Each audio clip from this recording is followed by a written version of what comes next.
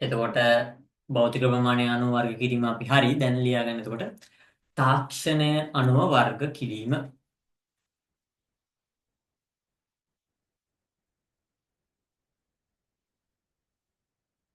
එතකොට පරිගණකයේ ක්‍රියා කිරීමත් එක්ක හරිද?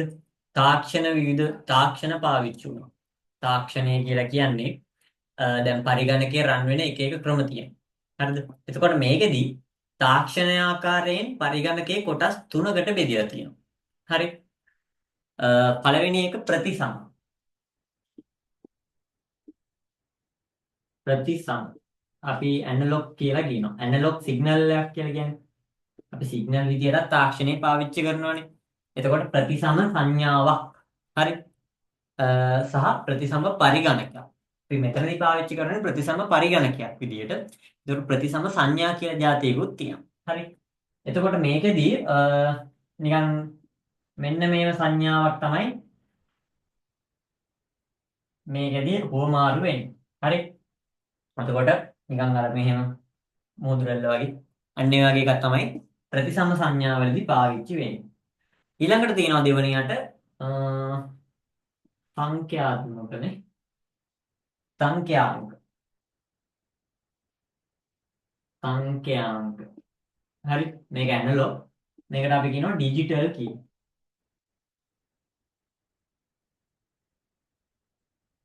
හරි.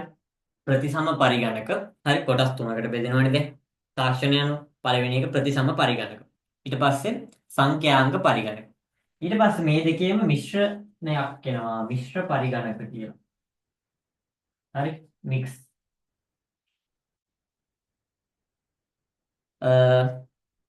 එතකොට අපි මේ මිශ්‍ර පරිගණක වලට ඉංග්‍රීසියෙන් කියන්නේ මික්ස් කම්පියුටර්ස් කියලා නෙමෙයි. හයිබ්‍රිඩ්. අහලා තියෙන්නේ. හයිබ්‍රිඩ් කියන්නේ නිකන් හොඳම තාක්ෂණය වගේ කියන එකනේ. ඒතර මිශ්‍ර පරිගණක කියන්නේ මේ දෙකම සම්බන්ධ වෙලා හොඳම ක්වොලිටියේ පරිගණකයක් ලබා දෙන එක.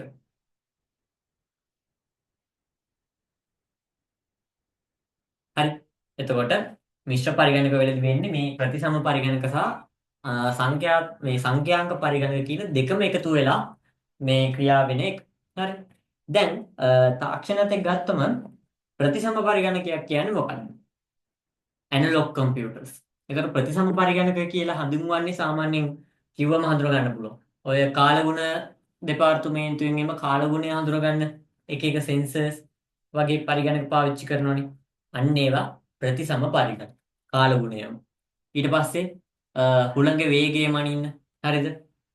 ඊට පස්සේ ඔය එක එක වෝල්ටීයතාවය, පීඩනය, උෂ්ණත්වමානය, උෂ්ණත්වය අපිට මනින්නත් පුළුවන්. එතකොට මේ වගේ ඒවා සාමාන්‍ය ස්වභාව ධර්මයේ දේවල් අපි මනගන්න පාවිච්චි කරන්නේ මේ ප්‍රතිසම පරිගණක කියන ඒවා. හරිද? එතකොට උෂ්ණත්වය නිකන් මතක තියාගන්න වේගය මනින්නේ. හරි. ඊට පස්සේ කාලගුණය මනින්න, උෂ්ණත්වය මනින්න, පීඩනය මනින්න වගේ දේවල් වලට අපි ප්‍රතිසම පරිගණක තමයි පාවිච්චි කරන්නේ. ඒතර විද්‍යාඥයෝ ප්‍රතිසම පරිගණක වලින් තමයි මේවා මැනගන්නේ. නිකන් අයිඩියා ගන්න එක. හරි. එතකොට සංඥා විදිහට තියෙනවා මෙන්න මේක. හරිද? ඔයාලට MCQ එකකට රූපයකට මෙන්න මේ වගේ එකක් දීලා මොන පරිගණක වලද පාවිච්චි වෙන්නේ කියලා අහන්න පුළුවන්. හරි. සංඛ්‍යාංක වලටත් මේ වගේ එකක් තියෙනවා. ඒක කියන්නේ මෙන්න මේව කොට කොට. හරි. මෙන්න මේව කොට කොට යනවා. නිකන් අයිඩියා එකක් ගන්න ඩිජිටල් කිව්වම කොට කොට යන්නේ.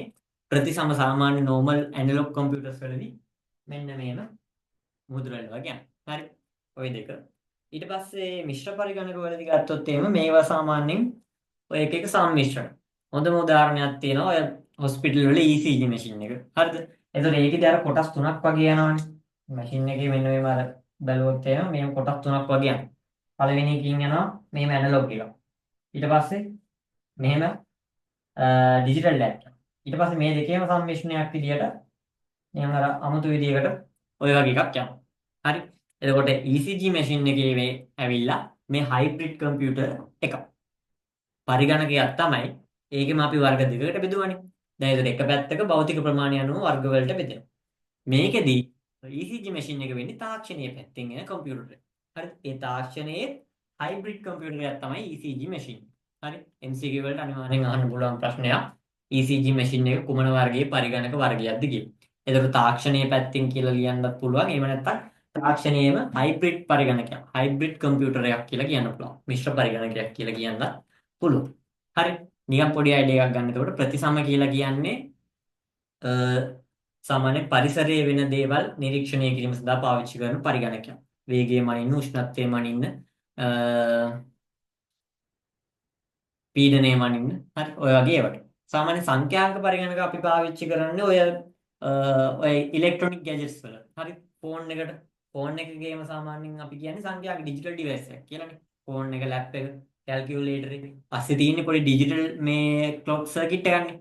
එතකොට සංඛ්‍යාංක පරිගණක කියලා කියන්නේ අපි ඔය සාමාන්‍යයෙන් පාවිච්චි කරන ඉලෙක්ට්‍රොනික ඩිවයිස් ඔක්කොම. හරි. ඇනලොග් කම්පියුටර්ස් ප්‍රතිසම පරිගණක කියලා කියන්නේ සාමාන්‍ය ඔය පීඩනමානය, උෂ්ණත්වමානය ඔය වගේ දේවල් වලට තමයි අඳුර ගන්න පුළුවන්. ඉලෙක්ට්‍රොනික ගැජට් එකක් අඳුර ගන්න පුළුවන්. ඒවා ඩිජිටල් කම්පියුටර්ස්. හරි. හයිබ්‍රිඩ් කම්පියුටර්ස් වලට ප්‍රධානව ලොකු ගොඩාක් උදාහරණ නැහැ. ඔයාලට සිලබස් එකේ තියෙන ECG මැෂින් එක විතරයි. ඒකට ඒක නිකන් මතක තියාගන්න. අවුවොත් තාම ECG මැෂින් එක විතරයි. හරි. එතකොට මේ තුන ගැනත් අපි වෙනම පොඩ්ඩක් ලියාගමු. පොඩි පොඩි කරුණු ටිකක්. අනුමාත්‍රකාවල් ලිව්වනේ. තාක්ෂණ අනුවර්ග කිරීම කියලා. ඒක යටතේ තරුවක් දාලා ලියා ගන්න.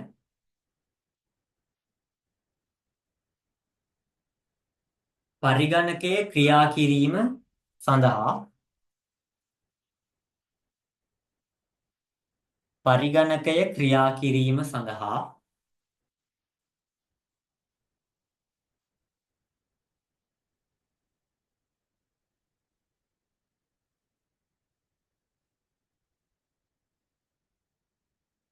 පරිගණකය ක්‍රියා කිරීම සඳහා යොදා ගන්නා තාක්ෂණය අනුව යොදා ගන්නා තාක්ෂණය අනුව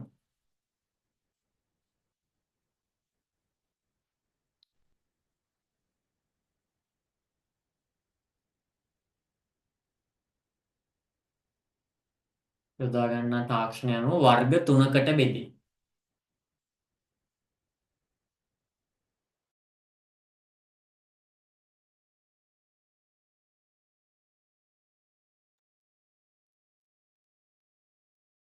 යොදා ගන්නා තාක්ෂණය අනුව වර්ග තුනකට බෙදේ. පළවෙනි එක ලියා ගන්න ප්‍රතිසම පරිගණක. ප්‍රතිසම පරිගණක.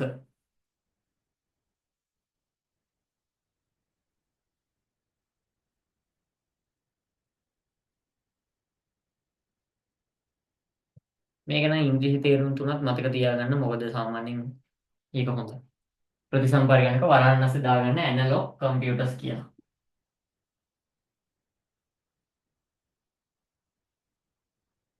ප්‍රතිසම පරිගණක වරහන් ඇස්සේ ඇනලොග් කම්පියුටර්ස්.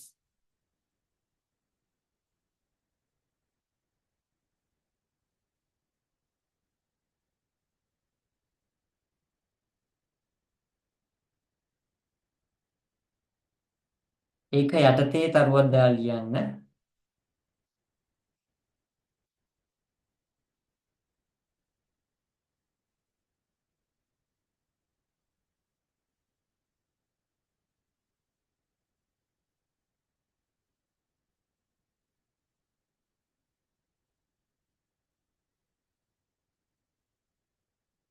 ඒක යටතේ තරුවක් දාලා ලියන්න පරිසරයේ පරිසරයේ සිදුවන පරිසරයේ සිදුවන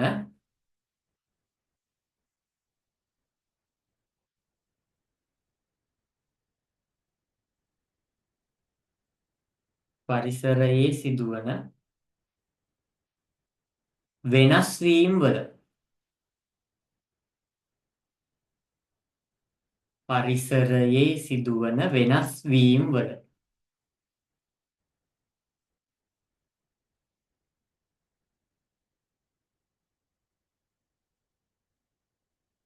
ප්‍රතිසම සංඥා.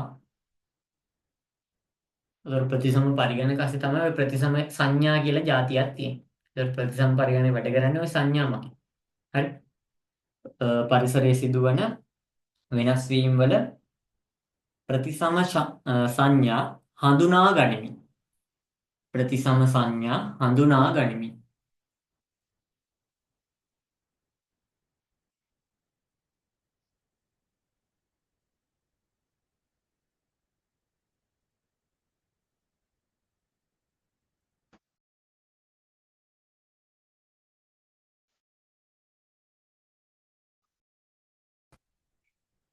ඒ අනුව ක්‍රියාත්මක වන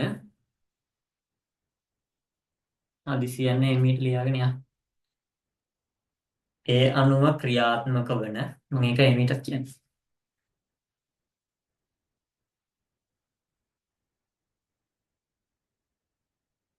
හඳුනා ගනිමින් ඒ අනුව ක්‍රියාත්මක වන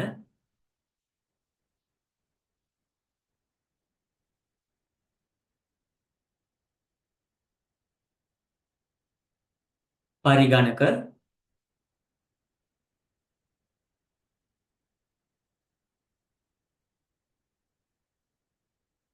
ප්‍රතිසම පරිගණක නම් වේ. ප්‍රතිසම පරිගණක නම් වේ.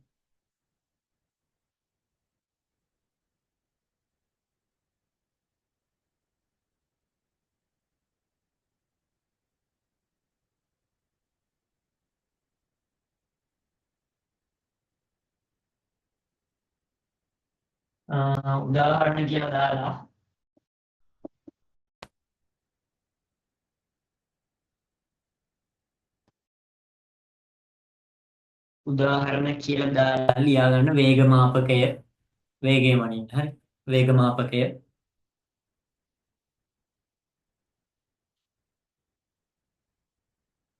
කාලගුණ මිනුම් යන්ත්‍රය නියම් දෙකක් තුනක් දාගන්න.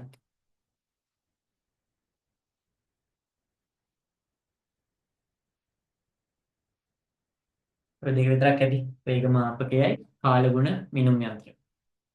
උදාහරණ කියලා දාගන්න.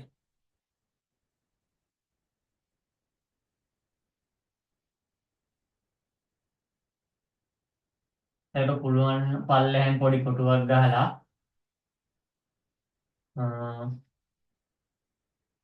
මෙන්න මේම සංඥාව ඇඳගන්න.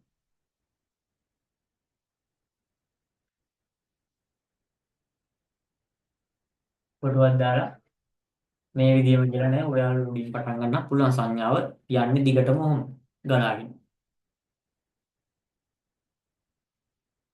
ඒක රන්දිද්දි බලාගෙන මේ රේන්ජ් එක මේම තියෙන්න ඕනේ. හරි. සමාන එකම ලෙවල් එකේ යන්න ඕනේ.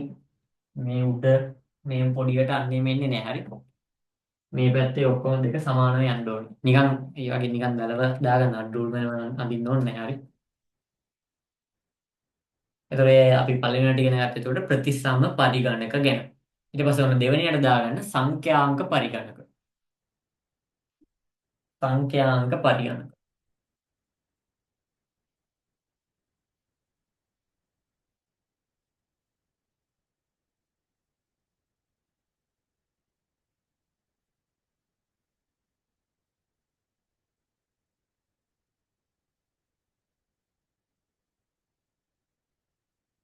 වර්ණන් නැස්සේ ඩිජිටල් කම්පියුටර්ස් කියලා දාගන්න.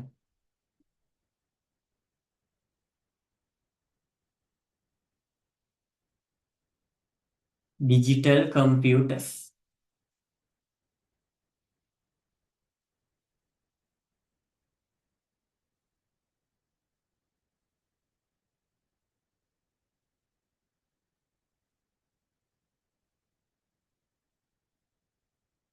තවත් දැන් ලියා ගන්න.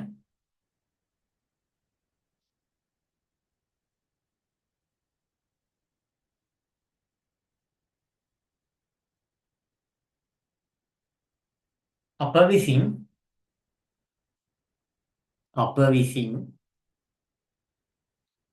එදිනෙදා ජීවිතයේදී අප විසින් එදිනෙදා ජීවිතයේදී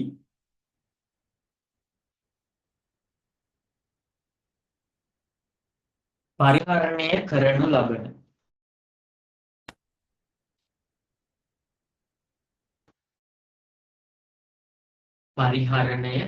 ලබන අප විසින් එදිනෙදා ජීවිතයේදී පරිහරණය කරනු ලබන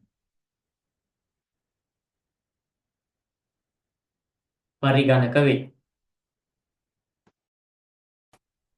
සංඛ්‍යාංක පරිගණක කියන්නේ අපි එදිනෙදා පාවිච්චි කරන normal පරිගණක. ඩිජිටල් කම්පියුටර්ස් කරනු ලබන පරිගණක වේ.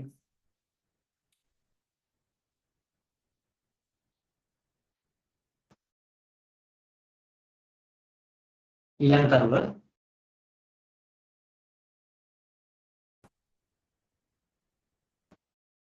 මේවා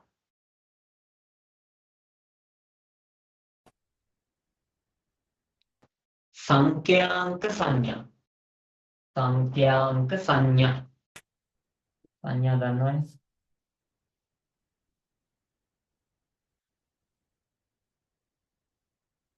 සංඛ්‍යාංක සංඥා. මේවා සංඛ්‍යාංක සංඥා හඳුනා ගනිමින් ක්‍රියා කරයි. හඳුනා ගනිමින් ක්‍රියා කරයි.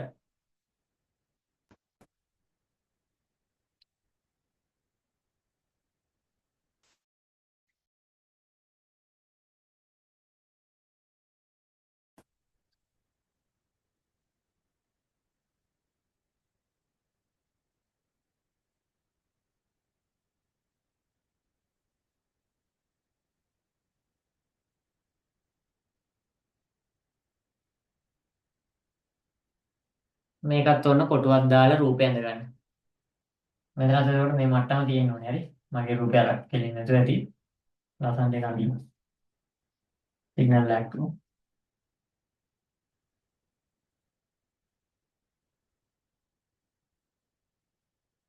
කොටුවක් ඇඳලා සිග්නල් එක පෙන්න ගන්න. ඩිජිටල් සිග්නල් පෙන්වන්නේ මෙහෙම.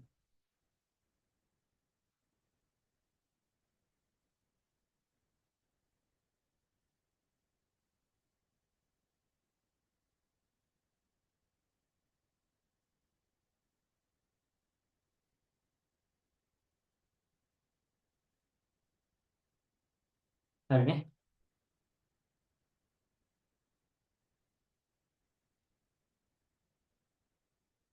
ඊළඟට තුන්වෙනි එක දාගන්න මිශ්‍ර පරිගණක.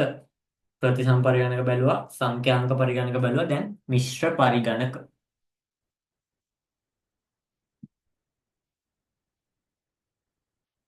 මිශ්‍ර පරිගණක.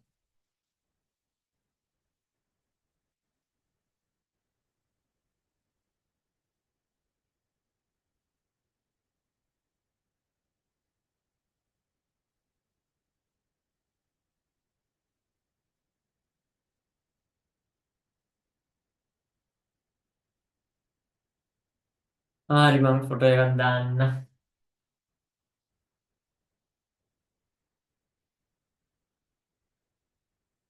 ඒ රූපය අඳින්න ඉඳ තියාගන්නකො. මං කියන දේ හරියට ඇහෙනවද?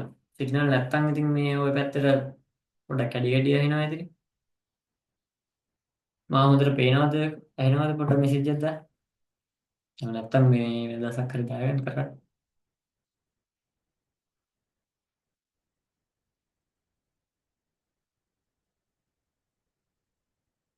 ඔව් ලියා අයියා ගන්න. කියන දේ ඇහෙනවා බොඳ වෙලා වගේ පේන්නේ. බෝඩ් එකනේ.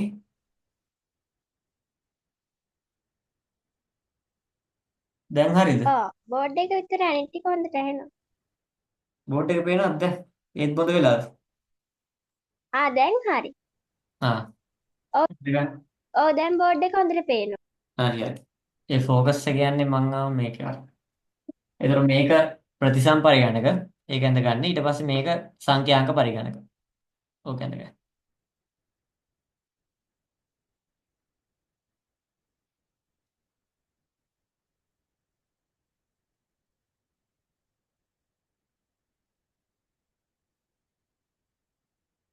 දෙගෙන මෙසේජ් එකක් දාන්න ඉවරයි කියලා. ඒක ඔක්කොම සම්පූර්ණ කරලා.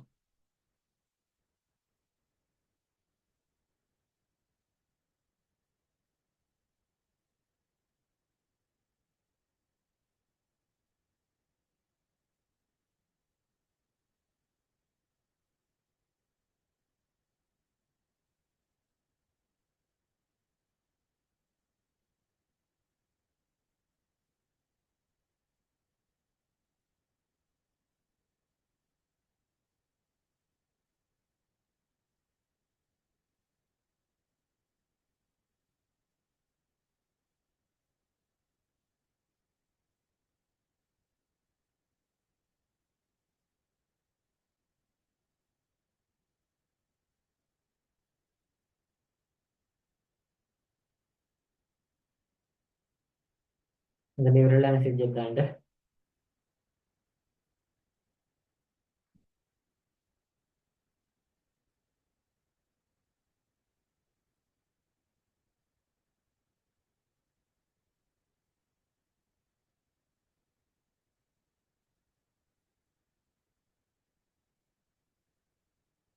හරි.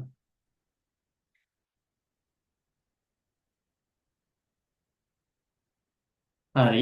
ඊට පස්සේ දැන් තුන්වෙනි එක ලියා ගන්න. එතකොට මිශ්‍ර පරිගණක කියලා. හයිබ්‍රිඩ් කම්පියුටර්ස් වරහන් අස්සේ. හයිබ්‍රිඩ් වචන පේනවනේ බෝඩ් එකේ.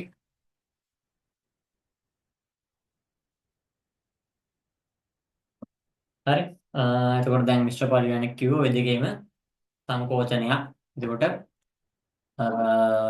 ප්‍රතිසම පරිගණක සංඛ්‍යාංක පරිගණක යන දෙකම පාවිච්චි කරලා තමයි මේ හයිබ්‍රිඩ් කම්පියුටර්ස් පාවිච්චි කරලා තියෙන්නේ. මම කිව්වේ එතකොට හරි රූපේ පේන නැතිනේ. එතන ඇනලොග් විදියට ගිහිල්ලා තියෙනවා පළවෙනි පාරේ ECG මැෂින් එකේ. ඊට පස්සේ මෙහෙම මේ ඩිජිටල් විදියට ගිහිල්ලා තියෙනවා. දෙකේම සම්මිශ්‍රණයක් විදියට තමයි තුන්වෙනි එකේ ඉන්නේ. ඔය ECG මැෂින් එකේ වෙන්නේ ඔන්න ඔය. එතකොට ඔයාලට ඉගෙන ගන්න තියෙන ECG මැෂින් එක විතරයි. ඒකට හයිබ්‍රිඩ් කම්පියුටර්ස් වල තියෙන උදාහරණයක් විදිහට ඒක ගන්න පුළුවන්. තරුවත් දැල් ලියා ගන්න.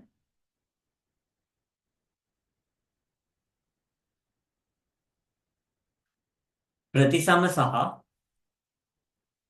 ප්‍රතිසම සහ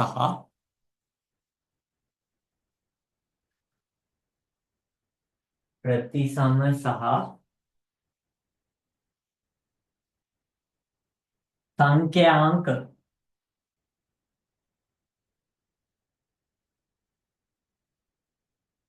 ප්‍රතිසම සහ සංඛ්‍යාංක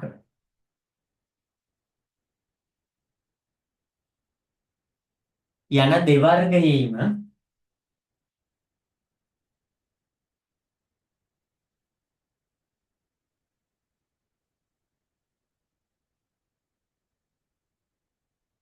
ප්‍රතිසම සහ සංඛ්‍යාංක යන දෙවර්ගයේම සම්මිශ්‍රණයක්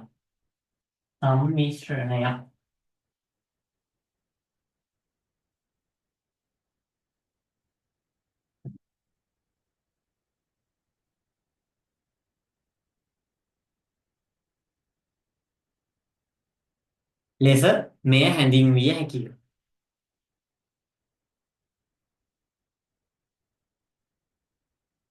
සම්මිශ්‍රණයක් ලෙස මෙය හැඳින්විය හැකිය.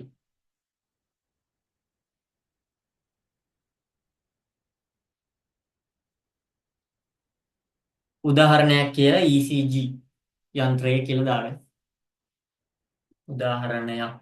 උදාහරණය කියලා දාලා ECG යන්ත්‍රය.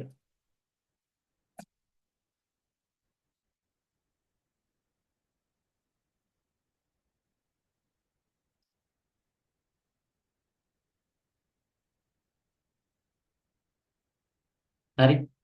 හරි. එතකොට ඔය දෙවෙනි අනුමාත්‍රිකාව යටතේ ඔය සම්පූර්ණ එක අපි සාකච්ඡා කරා.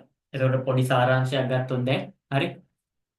මුලින්ම ඉගෙන ගත්තා පටන් ගද්දිම පරිගණකයේ ලක්ෂණ. හරි. ලක්ෂණ මොනවද? වේගය, නිරවද්‍යතාවය, කාර්යක්ෂමතාවය, බහුකාර්ය බව, දත්ත තැන්පත් කිරීම සහ ලබා ගැනීම. නිකන් ගේම දැම්මම හරි. හරි. තුනක් මතක තියාගන්න වේගය, කාර්යක්ෂමතාවය, නිරවද්‍යතාවය. ඊට පස්සේ අපි ඉගෙන ගත්ත ඔය පරිගණකයේ වර්ගීකරණය. එතකොට අපිට ප්‍රධානම පරිගණකය ගොඩක් වර්ග වලට බෙදන්න පුළුවන්. අපි ඉගෙන ගත්ත ප්‍රධාන වර්ග දෙකක්. මොකද්ද? භෞතික ප්‍රමාණය සහ තාක්ෂණය. භෞතික ප්‍රමාණයේ කොටස් කීයක් තිබ්බද? 4ක් තිබ්බා.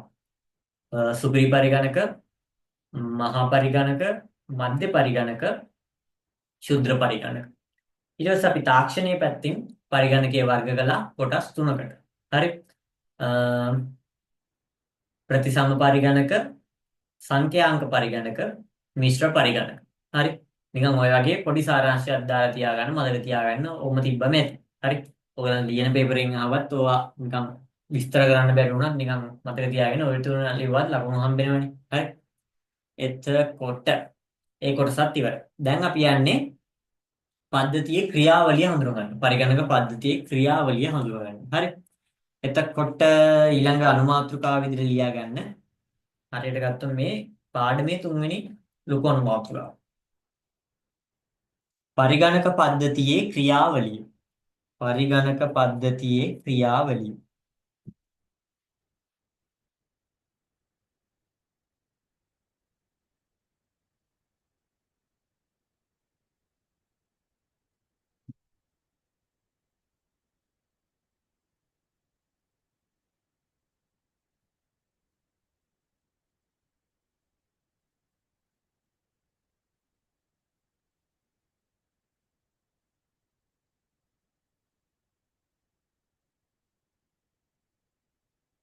එතකොට අපි සාමාන්‍යයෙන් පළවෙනි පාඩමේදී ඉගෙන ගත්තා බෝඩ් එකේ ලියනවා දැන්ම පේන්න ඕනේ නැහැ.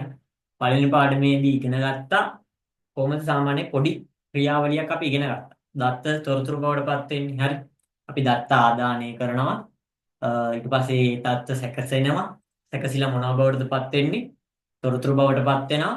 තොරතුරු අපිට තැන්පත් කරන්නත් පුළුවන්. පිටතට ලබා ගන්නත් පුළුවන්. අවුට්පුට් එකක් විදිහට. හරි. Input process output. රයිට්. අපි ඉගෙන ගත්තා එහෙම. ඊට පස්සේ දැන් තියෙන්නේ ওই ක්‍රියාවලිය තව පොඩ්ඩක් පරිගණකයේ කොහොමද මේ ක්‍රියාවලියක් සිදු වෙන්නේ කියන එක. අපි දැන් මේ ඉගෙන ගත්තේ පළවෙනි පාඩමේදී මොකද්ද? දත්ත කොහොමද තොරතුරු බවට පත් වෙන්නේ? ඒ ක්‍රියාවලියනේ. පරිගණකයේ ක්‍රියාවලියත් නිකන් ඒ හා සමානව තමයි පොඩ්ඩක් සංකීර්ණයි. එතකොට මේකෙදී පොඩි රූපයක් තියෙනවා. මේ අනුමාතෘකාවට තියෙන්නේ පොඩි ඒ රූපේ පොඩ්ඩක් එක්ස්ප්ලেইন කරගන්න එක. හරි. මාත් එක්කම රූපය ඇඳගෙන යම් බෝඩ් එකේ හරි. මෙහෙම පේනවා ඇතිනේ. මෙතන ආදාන උපක්‍රමය උපකරණ හරි. උපක්‍රම කියලා දාන්න පුළුවන්. උපකරණ කියලා දාන්න. මේක වටිනවා. ආදාන උපකරණ මාත් එක්ක මෙහෙම ඇඳගෙන යන්න හරි.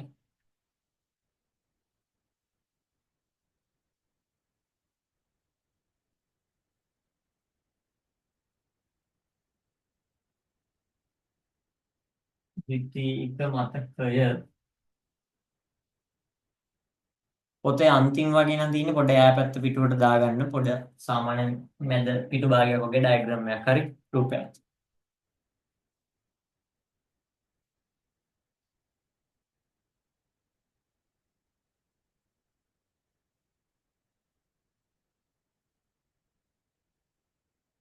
පේන නැතිනේ සාමාන්‍යයෙන් හරි. ආදාන උපකරණ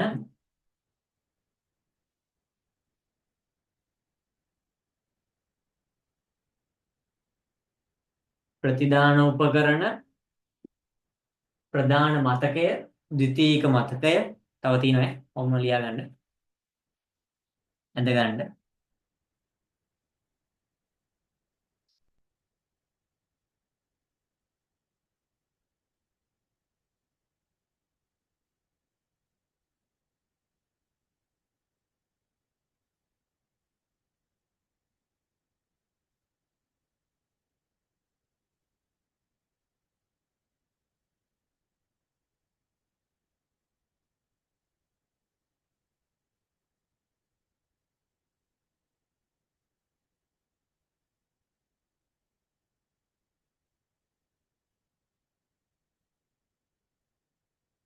රෙජිස්ටර් අංක ගණිතමය හා තාර්කික ඒකකය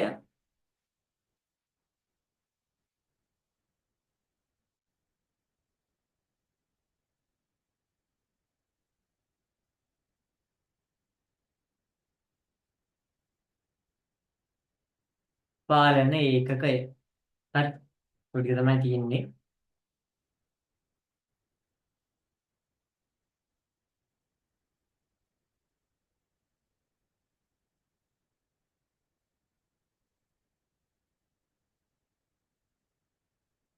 ආදාන උපකරණ ප්‍රධාන මතකය ප්‍රතිදාන උපකරණ ද්විතීයික මතකය රෙජිස්ටර් අංක ගණිතමය හා තාර්කික ඒකකය පාලන ඒකකය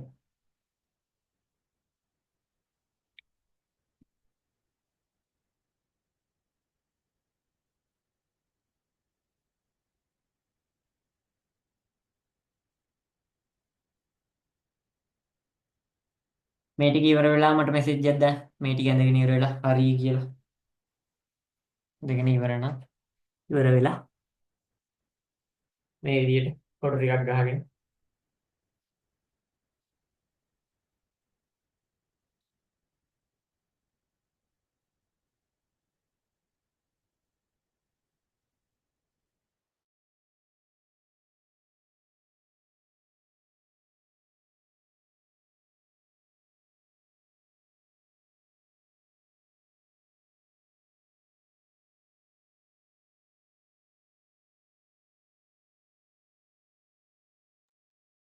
හරි.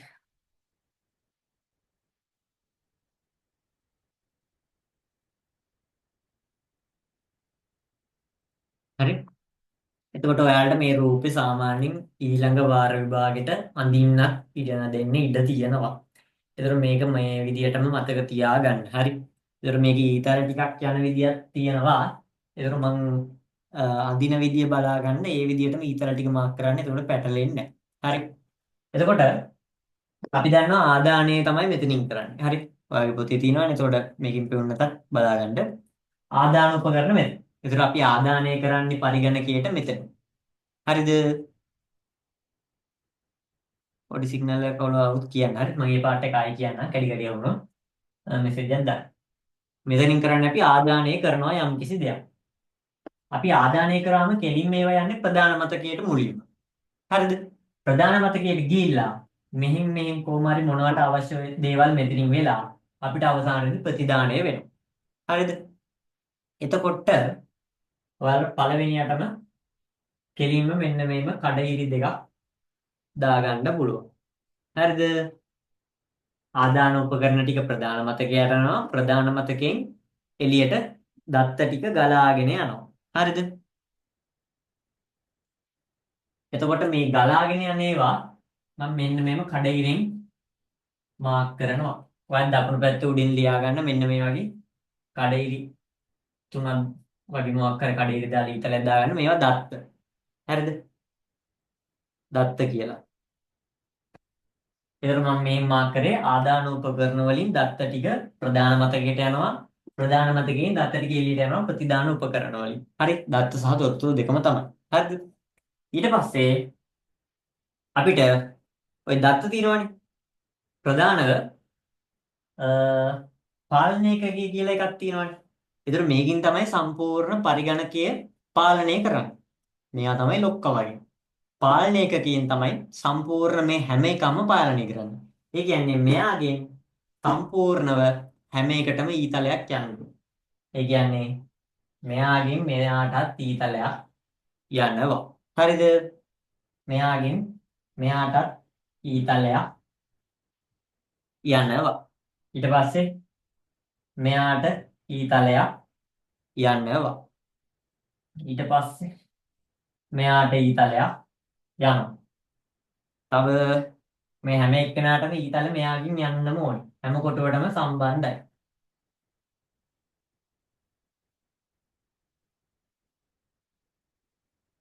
මේ කොටුවේ ඉස්සලම් මේ ඉරි ටික ගහගන්න පාට පෑන් දෙකක් තියෙනවා නම් මේ කඩේරි වලට එක පාට පෑනකුයි මේ ඉර යන ඉරි වලට වෙන පෑනක පාවිච්චි කරන්න. එහෙම නැත්නම් කළු පෑනක් මේ ලියන ටික ලියපු නැති පෑනකින් හරි මොකක් හරි කොහොම හරි පොඩි ඩිසයින් එකක් දාගෙන මේ දෙකේ ඩිෆරන්ස් එකට හරි.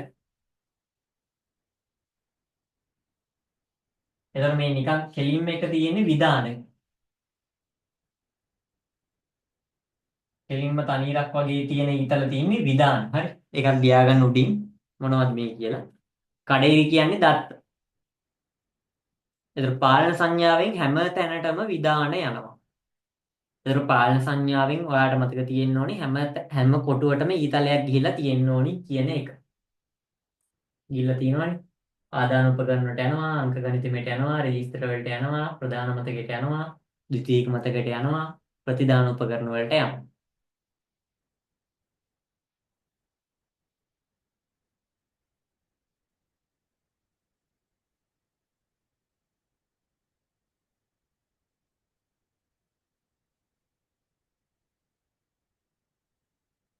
හරි. ඊට පස්සේ ප්‍රධාන මතකයේ තියෙනවනේ. දැන් අපි දත්ත ටික යවුවට පස්සේ ප්‍රධාන මතකයට තමයි යන්නේ. දැන් ප්‍රධාන මතකයෙන් අපි දැන් දත්ත ටිකක් යවන්නේ මොකටද? තොරතුරු බවට පත් කරන්න. දැන් අපි සින්දුවක් එහෙම ඉන්පුට් කරන්නේ ආදාන කරන්නේ පරිගණකයට. එක එක සේව් කරන්නේ පෙන් එකේ තියෙන සින්දුව පරිගණකයට සේව් කරනවා. එහෙම නැත්නම් සින්දුව අපිට අවුට්පුට් එකක් විදිහට ගන්නනේ. සින්දුව අහන්නනේ අපි පෙන් එකක් දාන්නේ. පෙන් එකක් දානවා ලැප් එකට සින්දුව අහනවා. අන්න එතකොට අපි ඒ සින්දුවේ ඒ පරිගණකයේ කම්පියුටරේ ගබඩා කරන්න ඕනේ, ස්ටෝර් කරන්න ඕනේ. පෙන් එකේ තියෙන එක ඇදලා දාන්න ඕනේ, කොපි කරනවානේ. අන්න එතකොට ඒක යන්නේ කිලිම ද්විතීයික මතකයටනේ, හાર્ඩ් ඩිස්ක් එකකටනේ. පෙන් එක ගහපු ගමන් ඒ සින්දු ටික අපිට පෙන්වන්නේ RAM එකේ. ප්‍රධාන මතකය කියන්නේ අපි සාමාන්‍යයෙන් RAM එක කියන එක. RAM එකේ ප්‍රධාන මතකයේදී ලැප් එකේ වාට චිප් එක ගහපු පෙන් එකක් හරි ගහපු ගමන් සින්දු ටික පෙන්වන ඕටෝ ෆෝල්ඩරේ ඕපන් වෙලා. එතකොට ඒක තියෙන ප්‍රධාන මතකය. දැන් අපි ඒක ඇදලා අපේ පරිගණකයට සේව් කරන තැනක් තියෙනවනේ. අන්න ඒක තමයි ද්විතීයික මතකය කියලා කියන්නේ. ඔය හાર્ඩ් ඩිස්ක් එකට. අන්න එතකොට මේ දත්ත කඩේරි වලින් ද්විතීයික මතකයට යනවා. පේනවනේ කඩේරි තමයි යන්නේ. කියන්නේ ඔය දත්ත ඔය සින්දුවේ යනවා ද්විතීයික මතකයට සේව් වෙනවා. ඊට පස්සේ අපිට ආයි පෙන් එක ගහලා ඒ ලැප් එකේ තියෙන සින්දුව ආයි පෙන් එකට ගන්න පුළුවන්. අපි පෙන් එකට කොපි කරනවානේ. අන්න එතකොට මෙයාගෙන් අපි ආයි මේ පෙන් එකට මෙන්න මේව කඩේරි වලින් යවනවා ආයි පෙන් එකට දාගන්න. ඔන්න උතරින් ඕම ඊතල දෙකක් එනවා කියලා මතක තියාගන්න. පොඩි කතන්දරයක් වගේ මතක තියාගත්තම හරි. මෙතනින් තියෙනවා පෙන් එක සින්දු ටිකක් අස්සේ තියෙනවා. ලැප් එකට දාපු ගමන් ෆෝල්ඩරේ පෙන්නනවා. හරිද? එතන මේකින් අපිට ලැප් එකට කොපි කරන්නත් පුළුවන්. ලැප් එකේ තියෙන එක පෙන් එකට කොපි කරගන්නත් පුළුවන්. හරිද? ඊට පස්සේ ප්‍රධාන මතකයෙන් ඔන්න තව රෙජිස්ටර් වලට යන්නත් පුළුවන්. රෙජිස්ටර් කියලා කියන්නේ සාමාන්‍යයෙන් ඔය සේව් කරන ඔය හાર્ඩ් ඩිස්ක් එක වගේ නෝ ඊට වඩා පොඩ්ඩක් ප්‍රමාණයෙන් අඩු. ප්‍රමාණයෙන් පුංචි දත්ත ගබඩා කරගන්න තැන. RAM එක වගේ තමයි. හරිද? නිකන් ඒක මතක තියාගන්න මැදි. ඊට පස්සේ රෙජිස්ටර් වලින් ALU අංක ගණිතමය හා තාර්කික ඒකකයට. අපි හිතන්නේ ඔය කැල්කියුලේටරින් ලැප් එකේ තියෙනවනේ කැල්කියුලේටරයක්. ඒකෙන් වැඩක් ගන්න යනවා කියන්නේ. අන්න එතකොට කෙලින්ම යන්නේ මේ අංක ගණිතමය හා තාර්කික ඒකකයට. කැල්කියුලේටරේ කියන එක වැඩ කරන්නේ මේ ALU එක. මේකින් තමයි අර ගණන් හදන සීන් එකේම පාර්ට් එක කරන්නේ. එතකොට ප්‍රධාන මතකය නම් කෙලින්ම පල්ලෙයටම යනවා. එතකොට මතක තියාගන්න මේ ඊතල දෙකක් පල්ලෙයට. මෙයාගෙන් ගත්ත උත්තරේ දිනවනේ. එයා ආපහු මෙතනට යවන්නත් එපේ. අන්න එතකොට මෙන්න මේම ඊතල උඩටත් එන්න ඕනේ. හරිනේ. හව්. මේ ඊතලේ කොහෙන් යන්නද කමන්නේ. මම නිකන් Google ලස්සනට මැදින් ඉඳ ගන්න. කොහෙන් යන්නද කමන්නේ. හරි. එතකොට සම්පූර්ණ පොඩි දල අයිඩියා එකක් ගත්තොත් මේක තමයි. හරිද? නිකන් ඇඳ ගන්න මම ආයෙ විස්තර කරන්න. හරියට රූපේ බලලා ඇඳගන්න. මේවා කඩේරි පාලනයකකින් යන ඒවා විතරයි ඔන්න විධාන විදියට යන්නේ. එතකොට පාලනයකකයේ විතරයි විධාන දෙන්නේ. අනිත් ඔය ඔක්කොම අහගෙන ඉන්නවා. ආයි කට් වෙයි ඒ ලින්ක් එකෙන්ම ජොයින් වෙන්න. හරි.